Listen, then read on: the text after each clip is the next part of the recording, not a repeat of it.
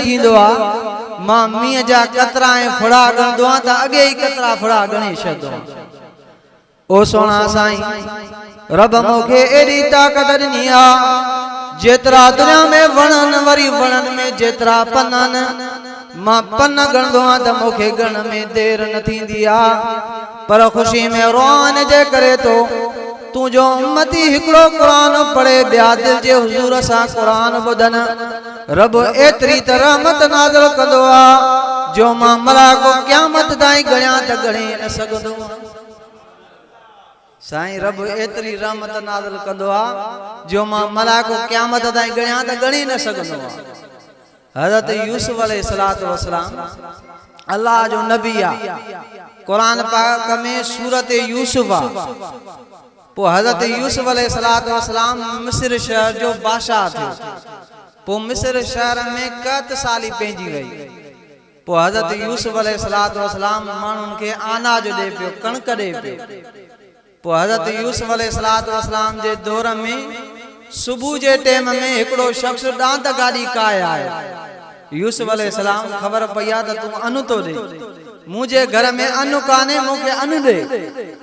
यूसुफ अलैहिस्सलाम वजीरन के चो वजीरो पुछात कयोस वेझो आ त 15 ॾींहं जो अनु ॾियोस जेकरे परे जो आ त इनखे महीने जो अनु ॾियो।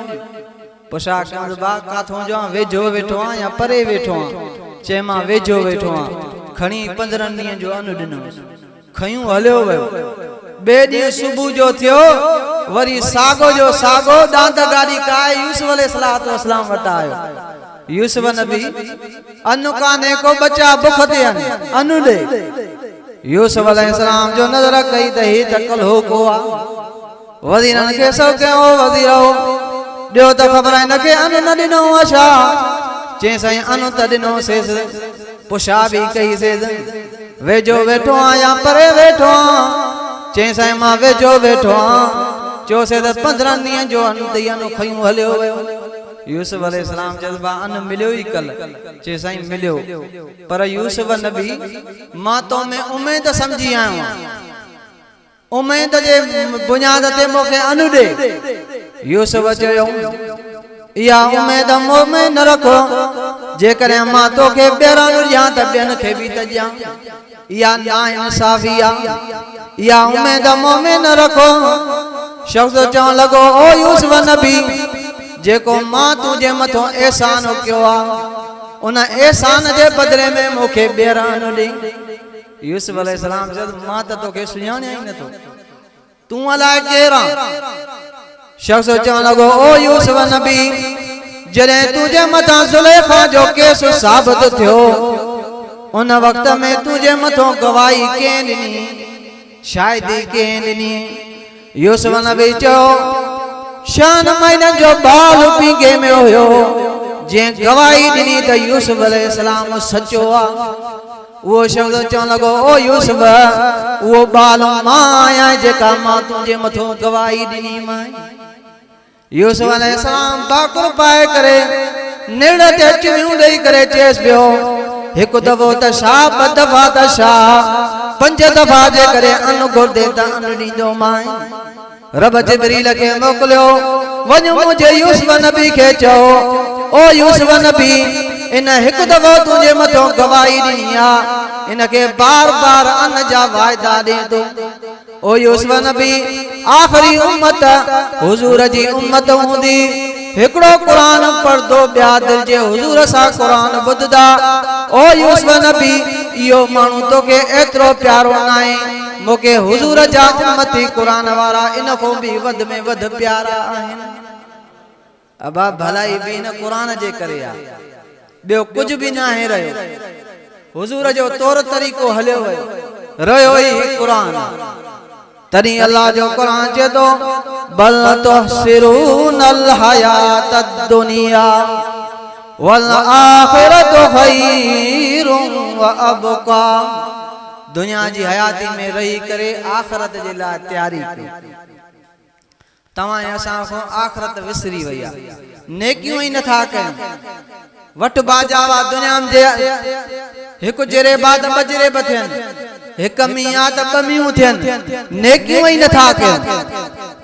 नबी साईं जन सुबह जी नमाज पढ़ाए करे फजर नमाज पढ़ाए करे साहबा जी जमात में ऐलान फरमायो। इहो ऐलान क्यों दियो खबर है? फजर आज़ान को वठी करे फजर नमाज जे विचे टाइम में विचों टाइम हुंदो न अधु कलाक मुनो कलाक 40 मिनट हुंदा। इन विचे टाइम में कुरान शरीफ जी के तिलावत कया ऐलान फरमायो। कोई भी साहबी उठी न बीठो। हज़रत अबू बकर सिद्दीक रज़ियल्लाहु ताला अन्हु उठी बीठो। अल्लाह जा रसूल इन विचे टाइम में मां अबू बकर सिद्दीक रज़ियल्लाहु ताला अन्हु कुरान जी तिलावत कया। पाण फरमाए सो वेही रहो। वरी ॿीहर नबी साईं जन उठी बीठा ऐलान फरमायो ओ साहबियो फजर आज़ान को वठी करे फजर नमाज जे विचे टाइम में के बीमार को तब कुर्सी कया के बीमार जी इयादत कया के बीमार को पुछा कया।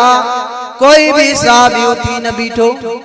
वरी भी हज़रत अबू बकर सिद्दीक रज़ियल्लाहु ताला अन्हु उठी बीठो। अल्लाह जा रसूल यो नेकी जो कम अबू बकर सिद्दीक कयो आ। पाण फरमाए सो वेही रहो। वरी भी वेही रहो। टियों दफ़ो नबी साईं जन उठी बीठा ऐलान फरमायो ओ साहबियो फजर आज़ान को वठी करे फजर नमाज ताईं के अल्लाह जे नाले ते खैर कयो आ के मिस्कीन जी मदद कया। कोई भी साहबी उठी न बीठो।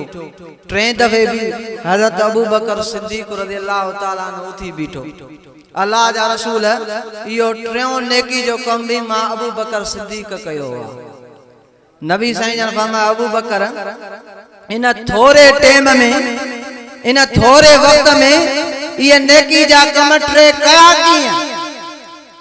हज़रत अबू बकर चए तो अल्लाह जा रसूल फजर आज़ान जो टाइम थियो मां घरों आयो मजी करे मस्जिद शरीफ में आज़ान ॾिनम। आज़ान ॾेई करे कुरान शरीफ के खणी करे सीने सां लाथुम। कुरान शरीफ जी तिलावत शुरू कयम। 4-5 आयतां पढ़ियुम तॾहिं ख़बर पई पाड़े में रोअण जो आवाज़ आयो। रोअण जी दां आई। मां कुरान शरीफ के ठपे करे पाड़े वारे जे घर में वयम। ॾिसां त पेट जे सूर जे करे दां तो करे। अल्लाह जा रसूल उहे जेके कुरान शरीफ जूं आयतां तिलावत कयम उहे पानी जे मथां दम करे उन पेट सूर वारे के जो पानी पियाम थोड़ी देर में पेट जो सूर खत्म थियो। मां चम अञा टेम आहे वञा घर जे बातन के नमाज जे लाइ उथायां। घर जे दरवाजे ते आयम। हिकड़ो साहिल बीठो चवण लॻो ओ अबू बकर मोके हिकड़े दिरहम जी जरूरत आ। हिकड़ो दिरहम थई तडे। अल्लाह जा रसूल मुझे खीसे में पयो भी हिकड़ो दिरहम होयो। वो दिरहम उन मिस्कीन के ॾिनम। इन थोरे टाइम में रब साईं मोको 3 नेकी जा कम वता। तरी अल्लाह जो कुरान चए तो बल तुहसिरूनल हयातद दुनिया वल आखिरतु खैरुम व अबका। दुनिया जी हयाती में रही करे आखिरत जे लाइ नेकियूं कयो। आखिरत जे लाइ तैयारी कयो। तवां असां को आखिरत विसरी वई आहे। बालुल फकीर किताबन में जा खोर सारा किस्सा ईंदा। उन जी तबीयत फकीरानी हुई पर होयो वक्त जो वली। वो हारून रशीद जी काचारी में वनी करे शामिल थियो। हारून रशीद जो बालुल फकीर जॾहिं काचारी खत्म थे पो तू मोसा मुलाकात कंजा तो में हिकड़ो कम आ। काचारी खत्म थी बालुल फकीर बादशाह सां मिलियो। बादशाह दे हालवाल बादशाह कढी करे डंडड़ी कढी करे उन बालुल फकीर के चए बालुल फकीर हथ तागे कर। उन बालुल फकीर हथ आगे कया। बादशाह हथन ते डंडी रखियस चए तू भी मुल्क घुमे दो जेको तोखा वधक बेवकूफ हुजे या डंडड़ी उन बेवकूफ के दी जा। हाणे वो बालुल फकीर वा डंडड़ी खणी घुमाइंदो वते तो जाडे वने सफर ते साण उतर कुछ साल गुजरिया बालुल फकीर के खबर पई त हारून रशीद बीमार पयो आ एड़ो बीमार पयो आ जो हकीमन भी लाइलाज करे छजे तो बालुल फकीर डंडड़ी खणी करे घुमदो अची बादशाह जे मथो बीठो सलाम दिने अस्सलाम अलैकुम बादशाह चद वालेकुम सलाम किया चण थियो आ बालुल फकीर चो बादशाह काडे तैयारी आ काडे तो वने चवन लगो मां ताणे मरण जे करीब आ मुझो त अगे आखिरत जे तरफ सफर आ बालुल फकीर चद दे त खबर बादशाह भला उते प्लाट साफ कराया थी कि न कोन उते प्लाटन के बारी डेराई थी कि न कोन उते प्लाटन के सिंडकार करायो थी कि न कोन के फौज जा घोड़ा मोकला थी कि न कोन बादशाह जद मथो खराब थियो दी ओडे के प्लाट साफ कराए बान का बारी डेराई बिया को सिंडकार कराए बा बालुल फकीर जद दे तो खबर भला बादशाह आखिरत जे लाइ तैयारी कई थी कि न कोन बादशाह जे अखियों को पानी वही आयो बालुल फकीर मां आखिरत जे लाइ तैयारी न कया बादशाह के चवन लगो बादशाह हथ त आगे कर बादशाह हथ आगे कया बालुल फकीर सागी डंडीड़ी बादशाह जे हथ ते रखी चे मां भी उम्र घुमयो मुखे तू जड़ो बेवकूफ मिलियो ही काने को जे आखिरत जी तैयारी न कया तू ही ता आखिरत जे ला तैयारी न कई थी मां भी उम्र घुमयो मुखे तू जड़ो को बेवकूफ मिलियो ही काने तरी अल्लाह जो कुरान चदो बल तो सिरुनल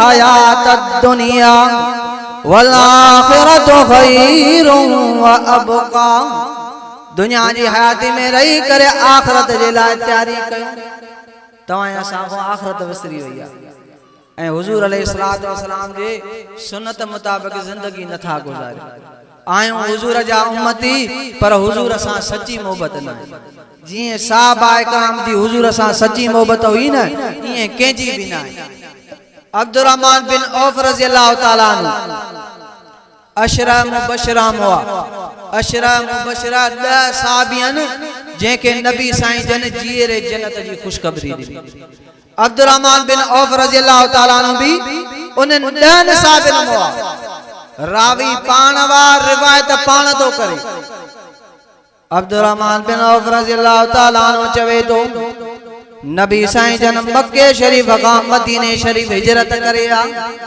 कुरान शरीफ में आए ना नबी साईं जन मक्के शरीफ को मदीने शरीफ हिजरत करे आ मक्के में जेके साहबी रहजी आ उए साहबी ज़ारो ज़ार कतारों कतार रोन पिया रोन इन जे करे पिया त नबी साईं जन मक्के में मौजूद ना आहिन मक्के में मौजूद हुंदा हुजूर जो अनवर चेहरो दिसी पांजा नेण ठारींदा अब्दुर्रहमान जे तो काबतुल्लाह शरीफ में इशा जी नमाज पढ़ियम नमाज पढ़ण खां पोइ मां फारिग थियम दिल जो दिल जे अंदर इरादो करे छॾियम हाणे मूंखे मके में रहण नथो अचे मूंखे मके में मज़ो नथो अचे घर वञा तो घर में हिकिड़ी डाची बीठी आहे मां डाची खे तैयार कयां तो घर वारी खे चवां तो तूं भी तैयार थी पुटन न्याणन के भी तैयार करे छॾ थां थिपो भी बधी छॾ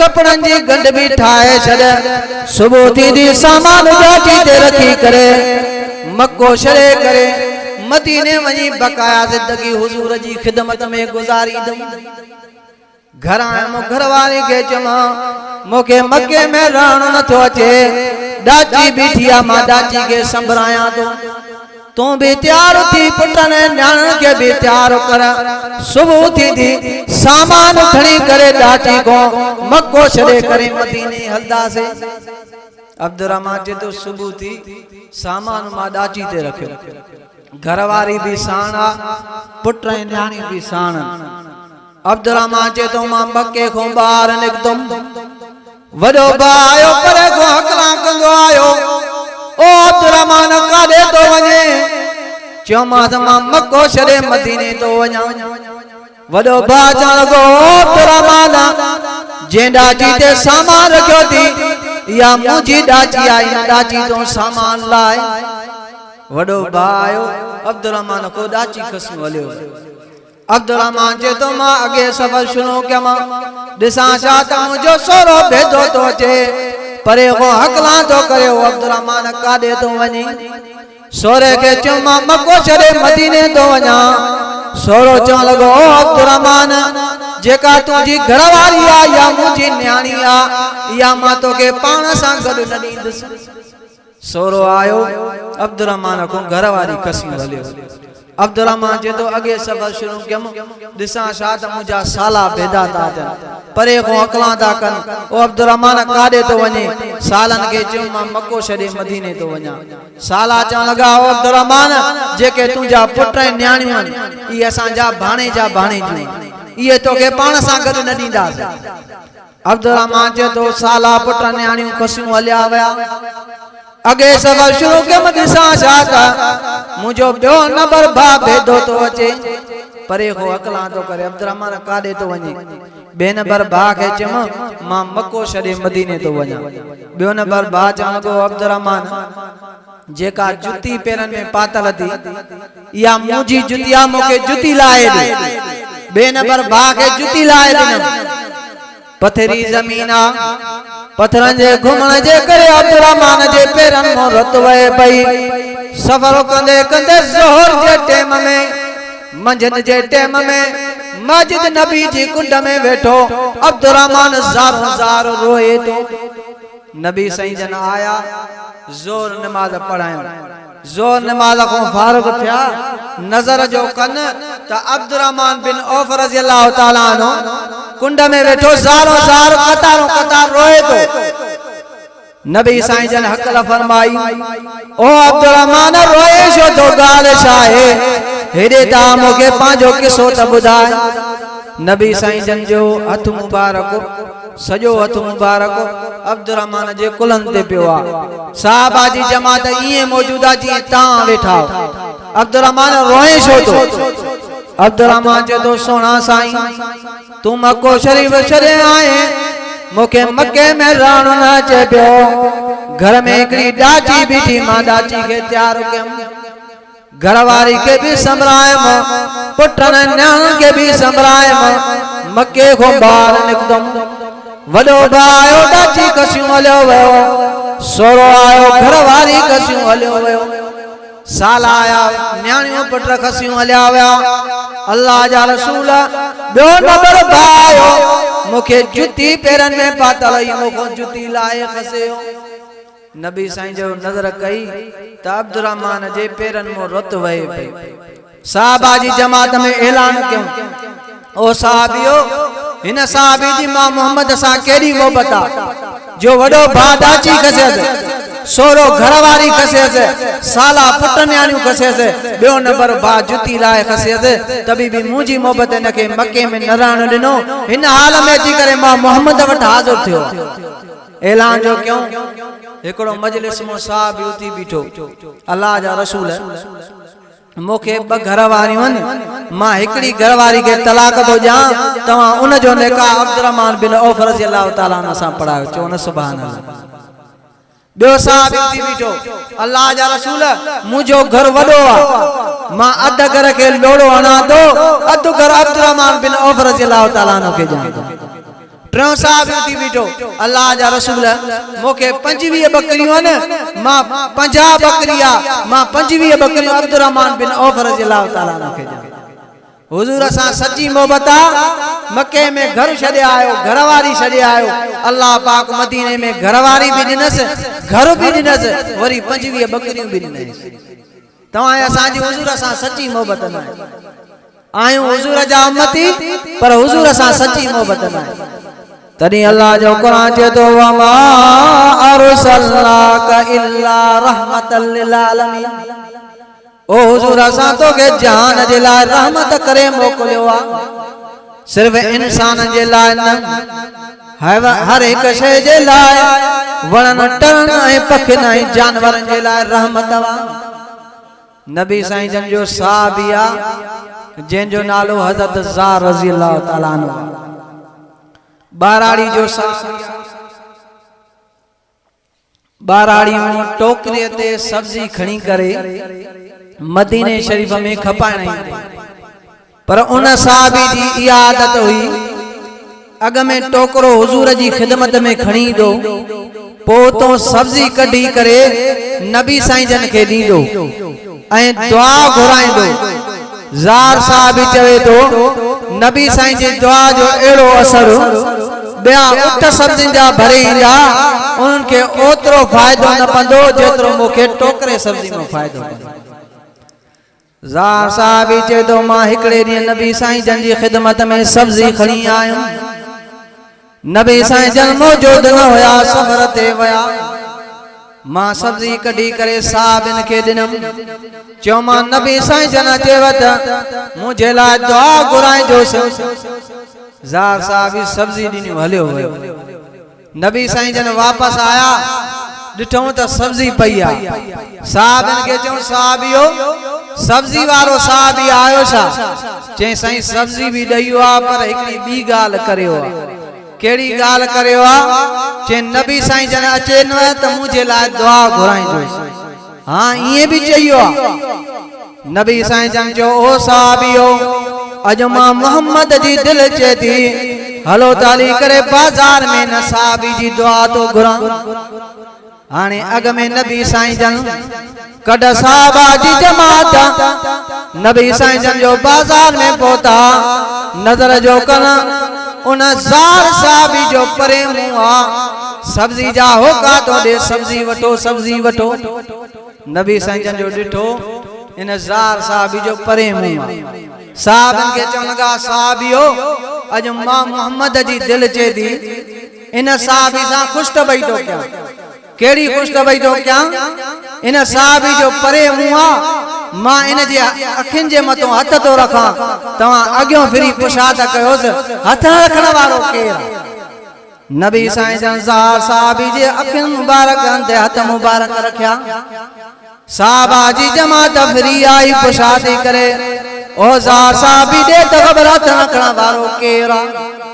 ज़ार साहबी ज़बान मो लफ्ज न थो गालाए। साहबा जी जमात चई चई थकजी पई। ज़ार साहबी भी ज़बान मो लफ्ज न थो निकरे। आखिर नबी साईं जन हथ मुबारक हेठ कया। ज़ार साहबी के चन पिया ज़ार साहबी गालाए छो न पियो? ज़ार साहबी चए तो सुना साईं मुखे एडो मजो ऐं सुकून अचे पियो जेकरे तवा जा हथ मुबारक क़यामत दे ॾींहं ताईं पिया हुजना मां ज़ार साहबी ज़बान मो लफ्ज न गालाया। तरी अल्लाह जो कुरान चतो वमा अरसलनाका इल्ला रहमतल लिल आलमीन। ओ हुजूर असा तो के जान जे लाइ रहमत करे मोकिलियो। नबी साईं जन हज़रत उमर रज़ी अल्लाह ताला अन्हु सां सफ़र कंदे कंदे हिकड़े जबल जे मथों पहुता। अचानक हिकड़ो शख्स ज़ाहिर थियो जंहिंजो कद हल्को हुयो। अची सलाम कयईं। नबी साईं जन वालेकुम सलाम चयो। नबी साईं जन फरमायो तू मूंखे इंसान नथो लगे। चई अल्लाह जा रसूल मां इंसान न आहियां मां जिन आहियां। पाण फरमायो नालो छा थी? चई मुंहिंजो नालो रहम आहे। पाण फरमायो पी जो नालो छा थी? चई मुंहिंजे पी जो नालो अबरक आहे। पड़दारे जो नालो छा थी? चई साईं मुंहिंजे पड़दारे जो नालो इब्लीस आहे। पाण फरमायो उम्र घणी थी? चई अल्लाह जा रसूल जॾहिं हज़रत आदम नबी जा पुट हाबिल काबिल पाण में विड़िया मां नंढड़ो ॿाल हुयुमि। पाण फरमायो कम केड़ो कंदो आ? चई मां माण्हुनि जी दिलनि जे अंदर विसविसा विझदो। पाण फरमायो नंढे लाइ इहो कम थी त हाणे छा हाल हूंदई? चवण लॻो अल्लाह जा रसूल मां हज़रत शीश अलैहिस्सलाम जे हथ ते कलमो पढ़ी मां मुस्लमान थियो आहियां। हज़रत नूह नबी सां बेड़े में गॾु मां सफ़र कयो आहे।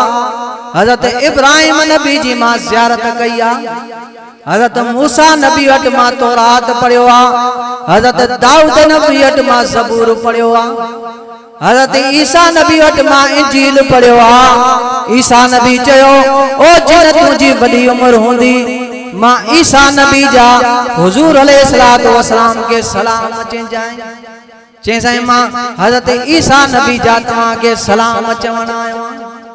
तरी अल्लाह जो कुरान चतो वमा अरसलनाका इल्ला रहमतल लिल आलमीन।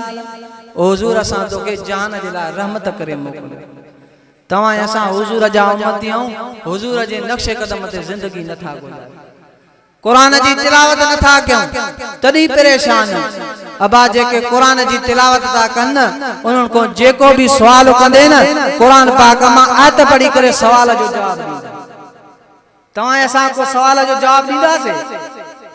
अब्दुल्ला बिन मुबारक किताबन में किसो इंदो आ, लिखे तो त मां हज तो वापस मोटियो अचां जो उठ ते सुवार। अचानक ॾिठम त हिकड़ी रस्ते में हिकड़ी पोड़ी औरत आ जेका काफिले घुराइण जी वई। अब्दुल्ला बिन मुबारक चवे तो मां उठ के बिहाए करे अम्मा पोड़ी के सलाम ॾिनम। चयोमांस अस्सलाम वालेकुम। अम्मा पोड़ी कुरान पाक मां आयत पढ़ी करे सलाम जो जवाब ॾेई थी। अम्मा पोड़ी कुरान पाक मां आयत पढ़ी करे चए भई सलामुन कौलम मिर रब्बिर रहीम। सलाम जो चयोमांस अम्मा पोड़ी कुरान पाक मां आयत पढ़ी करे सलाम जो जवाब ॾिनई।